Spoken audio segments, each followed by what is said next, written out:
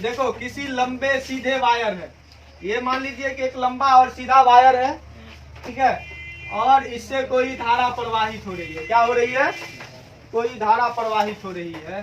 तो इसके किसी पॉइंट पर, मान लीजिए यह पॉइंट क्या है? पी है। इस पॉइंट पर क्या निकालना है हमको?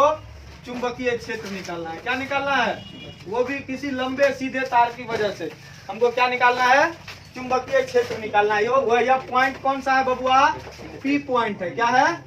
पी पॉइंट है। इस पर चुंबकीय क्षेत्र निकालना है। तो इसके लिए हमको क्या क्या फिनोमिनाज करने होंगे? तो सबसे पहले हम यहाँ एक छोटा सा करंट एलिमेंट मान लेंगे, IDL। क्या मान लेंगे? IDL। फिर इसको हम लोग कहाँ से कहाँ? पॉइंट पी से इसका दूरी कुछ होगा, मान लेते हैं। इसका दूरी कितना दूरी है? कुछ अभी दूरी है नहीं, हमको मालूम तो नहीं है मालूम? और यहाँ ये जो इसका मिड पॉइंट है, पॉइंट पी से जिसका मध्य बिंदु से जिसकी दूरी है, यह कितनी है मान लेते हैं हम लोग? L है। कितनी दूरी है? L दूरी है। पी से ओ तक का। हाँ, पी से ओ तक का। ये नहीं, इसको मान लीजिए O, इसको मान लीजिए Q। O Q कितना है? L है। और ये वाला डिस्टेंस को क्या मान लेते हैं हम लोग? ये वाला डिस्टेंस को जल्दी बताइए। तो इसको भी मानिएगा, इसको हम लोग क्या मानेंगे? आर तक मानेंगे तो, और रेडियस से पे होता आर ही मानेंगे तो।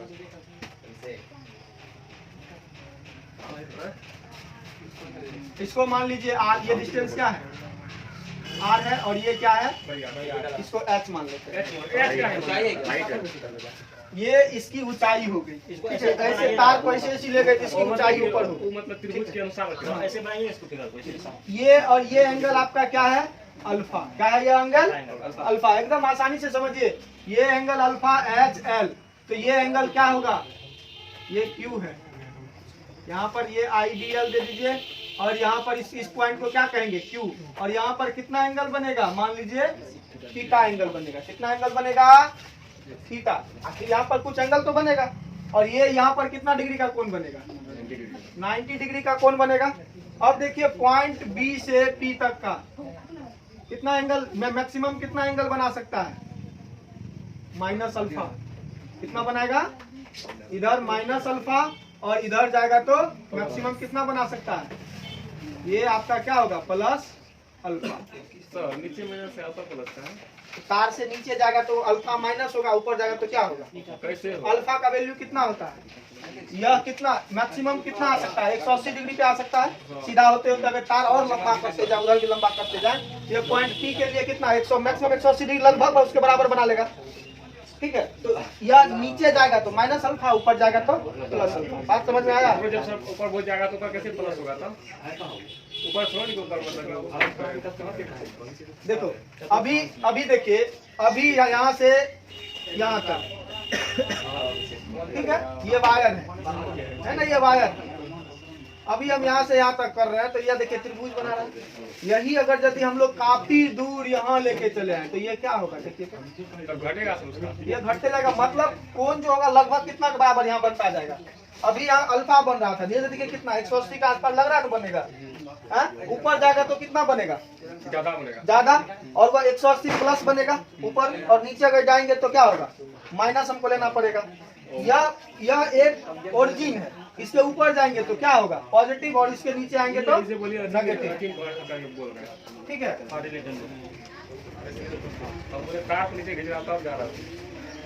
अब देखिए आपको यहाँ तक अगर समझ में आ गया फिगर में, तो अब आगे कुछ नहीं है, थोड़ा थोड़ा बस आप लोगों को ध्यान में रखना है। ये अल्फा वन इसको ले लीजिए। क्या ले लेते हैं? Alpha 1 minus alpha 2। क्या ले लेंगे? Minus alpha 2। कोई दिक्कत?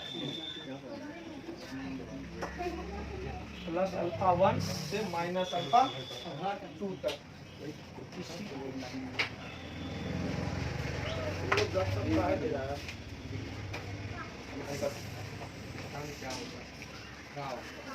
इसी को अल्फा 1 ले लीजिए, इसी को अल्फा 2 ले लीजिए।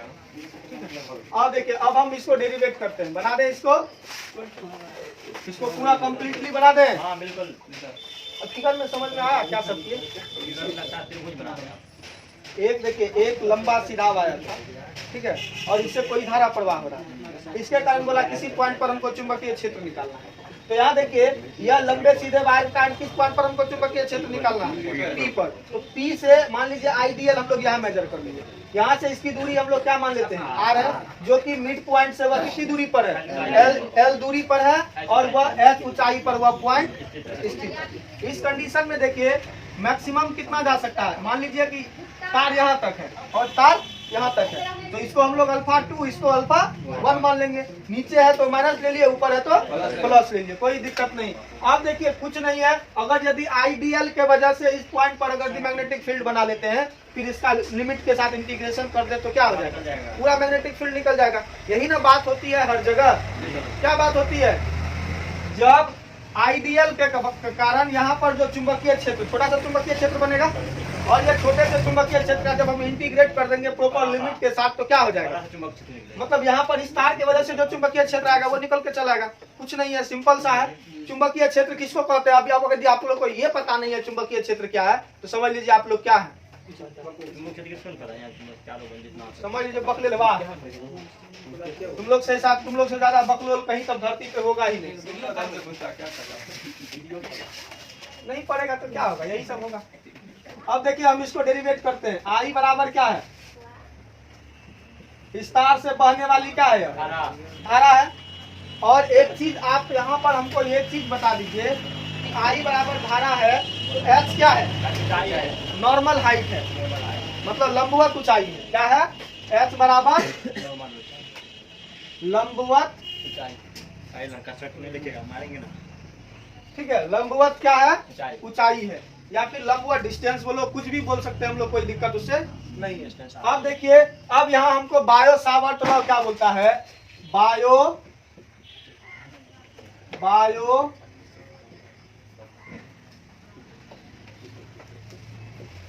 सावर्ट लॉ से, देखिए बायो सावर्ट लॉ क्या बोलता है आप लोग को पता होना चाहिए। डीबी इज इक्वल टू क्या होता था बायो सावर्ट लॉ से, mu naught upon 4 pi ideal sine theta by r square. यही था बायो सावर्ट का नियम। इसको इक्वेशन क्या करेंगे, अब इसमें देखिए, अब यहाँ तो हमको डी एल मालूम है, तो हमको सबसे पहले डी एल निकालना है। अब हमको साइन थीटा का वैल्यू निकालना है, और आर का मान किसके टर्म में निकाल के दिखाना है, एल और एच के टर्म में। मतलब यार समझ लीजिए डी एल का भी वैल्यू हमको चाहिए, साइन थीटा का भी वैल्यू चाहिए, और आर का, सभी का वैल्यू हमको किसमें, एल और एच के टर्म में चाहिए। तब इस कंडीशन में हम लोग जब सब का वैल्यू निकाल लेंगे, फिर इसमें पुट करेंगे तो इसका मैग्नेटिक फील्ड निकलेगा। देखिए अब थोड़ा सा कुछ नहीं है, इजीली वे में हम लोग निकालेंगे। अब यहाँ देखिए, अब त्रिभुज, सबसे पहले हमको क्या बदलना है, साइन थीटा को बदलना है। अब देखिए साइन, अब देखिए त्रिभुज किसमें, ओ पी क्यू कहीं दिख रहा है, त्रिभुज ओ पी क्यू कहीं दिख रहा है, ओ पी क्यू क्या समकोण त्रिभुज है। इसमें जो यह थीटा कोण होगा, ये इसके और इसके जोड़ के बराबर होगा, मतलब दो अंतः कोण का योग किसके बराबर होता है, बाह्य कोण के, तीसरी भुजा पर बनने वाले बाह्य कोण के बराबर होता है। ये त्रिभुज का नियम बताए थे ना, एक बार और इसको बताए थे, कहाँ पर, जब हम लोग लेंस मेकर फॉर्मूला प्रूफ कर रहे थे, वहां पर आप लोग को बताए थे, जब लेंस फॉर्मूला प्रूफ कर रहे थे तब वहां पर बताए थे। अब नहीं पता है तो समझ लीजिए आप लोग क्या है, 90 प्लस क्या हो जाएगा, यह अल्फा होगा, 90 प्लस अल्फा, ये कितना डिग्री हो गया, 90, और ये अल्फा, दोनों को जोड़ने पर कितना के बराबर होगा, वह थीटा के बराबर होगा। अब दोनों तरफ साइन ले लीजिए, साइन दोनों तरफ क्या करना है, दोनों तरफ साइन लेने पर, दोनों तरफ साइन लेने पर जैसे ले लीजिएगा तो क्या हो जाएगा, साइन थीटा, यहाँ पर क्या हो जाएगा, साइन 90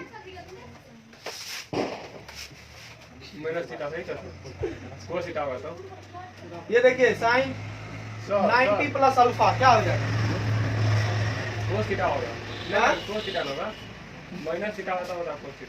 अरे बारे ले लो 90 प्लस, तो साइन थीटा बराबर यहाँ क्या हो जाएगा, कॉस अल्फा। कैसे होगा सर, 90 माइनस थीटा होगा, तो 90 माइनस थीटा किस करंट में जाएगा, सेकंड करंट में जाएगा। सेकंड करंट में साइन क्या होता है, प्लस, इसीलिए कॉस अल्फा हो जाएगा, ठीक है। नहीं समझे करंट क्या बोले हो, मैथ में पढ़ लिया ना वही तूने समझे। चतुर्थांश वाला में पढ़ लेना।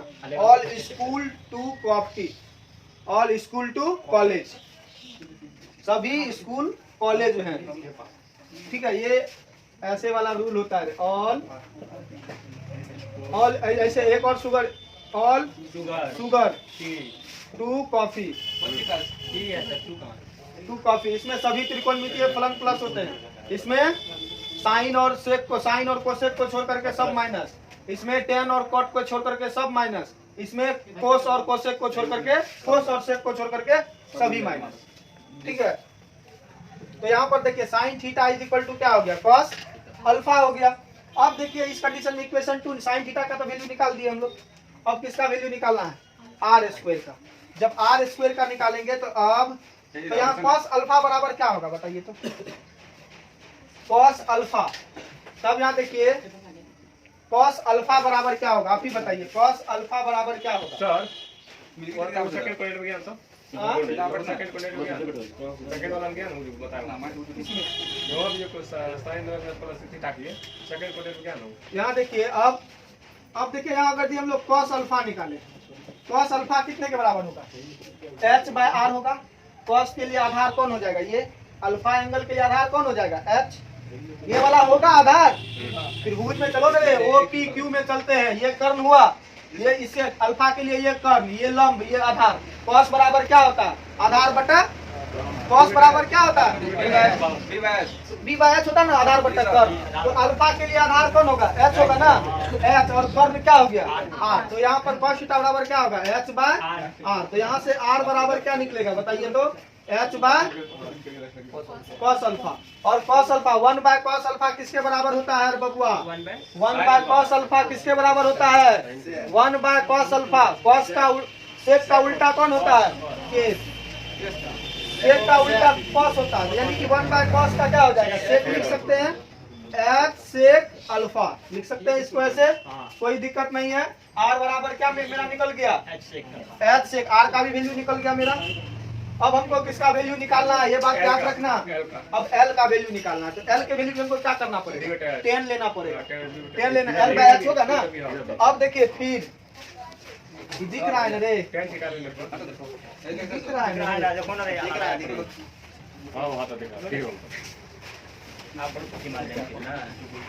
यहाँ देखो, फिर यहाँ क्या होगा, यहाँ देखिए फिर क्या होगा, हम लोग क्या लेंगे, 10 अल्फा लेंगे। क्या लेंगे, 10 अल्फा। तो 10 अल्फा बराबर क्या होगा बबुआ, एल बटा एच, एल बाय एच।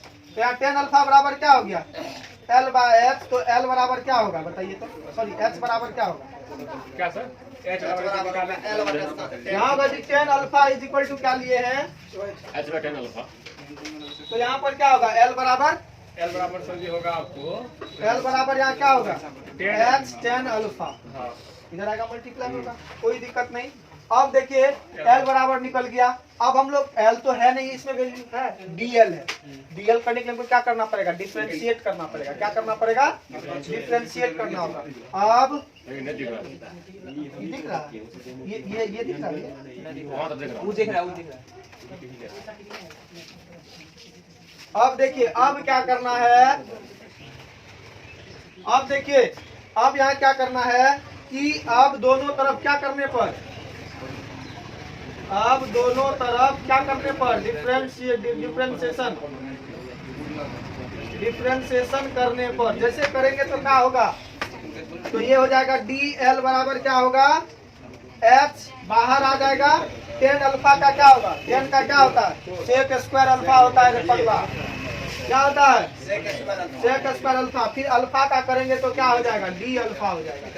क्या हो जाएगा, डी अल्फा हो जाएगा, ठीक है। यानी कि डी एल बराबर क्या निकल गया, H sec square alpha into D alpha. इसको इक्वेशन क्या करेंगे, 4 मान लेंगे। अब इक्वेशन 4 3 2 2 3 4 का मान कहाँ रखना है, इक्वेशन 1 में रख दीजिए। अब इक्वेशन 1 में 2 3 तथा 4 का मान क्या करना है, रखने पर। तो जैसे रखेंगे तो क्या होगा रे बबुआ, तो यहाँ डी बी बराबर क्या होगा, म्यू नॉट, देखिए यहाँ अच्छे से समझिए, म्यू नॉट अपॉन 4 पाई आई dl के बदले क्या लिखेंगे, h sec square alpha into D alpha sine theta बराबर क्या लिखेंगे, इंटू कॉस अल्फा बट यहाँ क्या होगा, r बराबर h sec अल्फा है, h sec अल्फा का क्या हो जाएगा, होल स्क्वायर होगा। कोई दिक्कत यहाँ तक समझने में नहीं है। तो यहाँ dv बराबर क्या निकल के आएगा बताइए, तो आप ही लोग बताइए, हमको नहीं आता है। Mu naught by 4 pi I H sec square alpha into cos alpha D alpha है, ठीक बचेगा, but H square sec square alpha. यही होगा, मैथ वाला को दिक्कत नहीं होगा, बायो जिसका है वो तो जाएगा। कभी नहीं जाएगा। चलो ये हो गया। अब यहाँ से कुछ नहीं है, एकदम सिंपल है। जब ये डीबी निकल गया ना, अब टोटल मैग्नेटिक फील्ड निकालना पड़ेगा। अब कुल चुंबकीय क्षेत्र,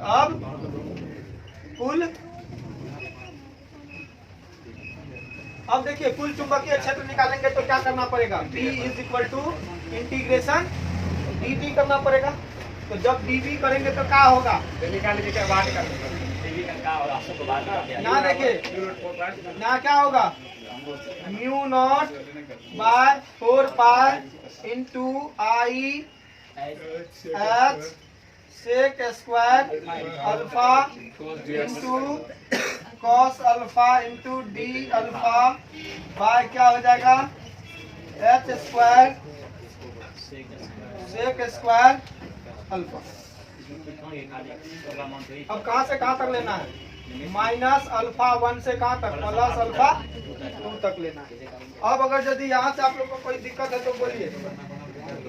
दिक्कत है तो यहाँ देखिए, ये देखिए सेक स्क्वायर अल्फा यही कट गया ना, एगो एक्स कट गया। अब क्या बचा, अब यहाँ पर b बराबर क्या बचा तुम्हारा, अब यहाँ पर b बराबर क्या बचा, अब म्यू नॉट बाय 4 पाई बाहर निकलेगा, आई बाहर निकलेगा, h भी बाहर निकलेगा, रे क्या निकलेगा, mu naught by 4 pi I by H, ये बाहर निकल गया। और इसके अंदर में की सिर्फ क्या बचा, cos alpha D alpha, integration cos alpha D alpha, कहाँ से, माइनस अल्फा 1 से प्लस अल्फा 2 तक। अब कॉस का क्या होता है, कॉस का इंटीग्रेशन क्या होता है, माइनस साइन, कॉस का इंटीग्रेशन किसी को पता नहीं, काल मैथ पढ़ने जाता है रे, खाली घास करता है। कॉस का इंटीग्रेशन साइन होता है, माइनस नहीं लगता, डिफरेंशिएशन कॉस का माइनस साइन होता है, खाली खा लेता है भर पेट, चल देता है। 4 pi I bye x, cos का क्या होता है, साइन अल्फा, डीएक्स खत्म हो गया। अब डिफरेंशिएशन कर दिए तो यहाँ क्या बचा, माइनस अल्फा 1 से प्लस अल्फा 2 तक, कुछ नहीं है। अब upper limit minus lower limit बैठाइए, mu naught by 4 pi I by H. अब अपर लिमिट माइनस क्या करेंगे, लोअर लिमिट, क्या होगा, अपर लिमिट क्या है, sine alpha 2 minus sine minus alpha 1। अब साइन का माइनस क्या होता है, डायरेक्टली बाहर आ जाता है। अब यहाँ पर फॉर्मूला क्या होगा, आप ही बताइए।